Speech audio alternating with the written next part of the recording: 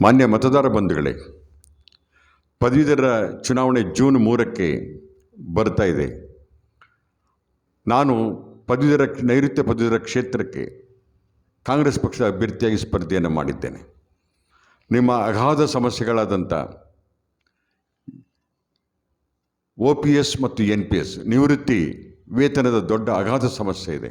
ಅದಕ್ಕೊಂದು ತಾರ್ಕಿಕ ಪರಿಹಾರವನ್ನು ನಾನು ಕಂಡು ಹಿಡಿಯುವವರೆಗೆ ಹೋರಾಟವನ್ನು ಮಾಡ್ತೇನೆ. ಶಾಸಕರಿಗೆ ಸಿಗುವಂಥ ಈ ಸೌಲಭ್ಯ, ಈ ನಿವೃತ್ತಿ ವೇತನ ಮತ ಕೊಟ್ಟು ನಮ್ಮನ್ನು ಶಾಸನಕ್ಕೆ ಕಳಿಸಿದ ಎಲ್ಲ ಮತದಾರರಿಗೆ ಸಿಗುವಂತೆ ಹೋರಾಟವನ್ನು ಖಡಾಖಂಡಿತವಾಗಿ ಮಾಡ್ತೇನೆ. ನಾನು ಓಲ್ಡ್ ಪೆನ್ಷನ್ ಸ್ಕೀಮ್ ಜಾರಿ ಬರೋವರೆಗೂ ನನ್ನ ಹೋರಾಟದಿಂದ ನಾನು ವಿಶ್ರಮಿಸುವುದಿಲ್ಲ. ನಾನು ನಿಮ್ಮ ಜೊತೆಗೆ ಇರ್ತೇನೆ. ಎರಡನೇದು, 7ನೇ ವೇತನದ ಆಯೋಗ ಜಾರಿಯಾಗಬೇಕಾಗಿದೆ. ಅದನ್ನು ಸರ್ಕಾರ ಮಾಡುತ್ತೆ ಅಂತಕ್ಕಂಥ ಪ್ರಾಮಾಣಿಕ ನಂಬಿಕೆ ನನಗೆ.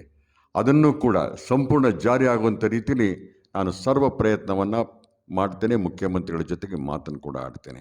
ಅದೇ ರೀತಿ ಅತಿಥಿ ಉಪನ್ಯಾಸಕರು, ಶಿಕ್ಷಕರು, ಪ್ರೈಮರಿ ಶಾಲೆಗಳಿರ್ತಕ್ಕಂಥ ಆ ಶ್ರೇಣಿ ಆಧಾರಿತವಾದಂಥ ಸಮಸ್ಯೆಗಳು, ನಿವೃತ್ತರ ವೇತನದ ಸಮಸ್ಯೆಗಳು, ಇಂಥ ಎಲ್ಲ ಸಮಸ್ಯೆಗಳನ್ನು, ನೌಕರರ ಎಲ್ಲ ಇಲಾಖೆಯ ಸಮಸ್ಯೆಗಳ ಬಗ್ಗೆ ನಾನು ನಿಮ್ಮ ಪ್ರತಿನಿಧಿಯಾಗಿ ಹೋರಾಟವನ್ನು ಮಾಡ್ತೇನೆ. ದಯಮಾಡಿ ನೀವು ನಿಮ್ಮ ಮತವನ್ನು ನನಗೆ ಕೊಡಿ.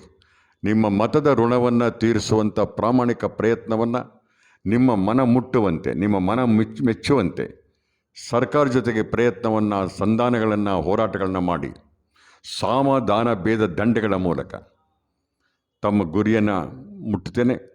ತಮ್ಮ ಸಮಸ್ಯೆಗಳಿಗೆ ಒಂದು ಪರಿಹಾರವನ್ನು ಕಂಡುಕೊಳ್ಳುವಂಥ ಪ್ರಯತ್ನವನ್ನು ಮಾಡ್ತೇನೆ. ದಯಮಾಡಿ ನನ್ನ ಮೇಲೆ ವಿಶ್ವಾಸವನ್ನು ಇರಿಸಿ.